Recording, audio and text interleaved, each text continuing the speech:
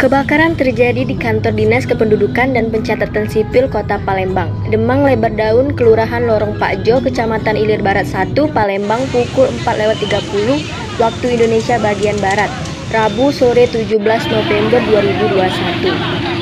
Bunguran asap hitam terlihat keluar melalui jendela gedung Disdukcapil Kota Palembang. 8 unit mobil pemadam kebakaran dan puluhan personil penjinak sejago merah diturun dalam upaya memadamkan api yang terus berkobar di lantai 2.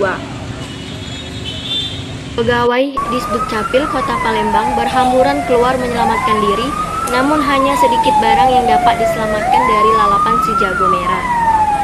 Salah satu warga yang berada di sekitar kejadian menerangkan, Ilham 23 tahun, awalnya sekitar pukul 15.30 waktu Indonesia bagian Barat, ia melihat kumpulan asap dari salah satu jendela kantor Disdukcapil. Tak lama, para pegawai dari Disdukcapil Kota Palembang berlarian keluar menyelamatkan diri. Tak berselang lama, mobil pemadam kebakaran datang berupaya memadamkan api. Hingga kini, api belum dapat dipadamkan, sementara mobil pemadam kebakaran kian bertambah guna berupaya memadamkan api sesegera mungkin.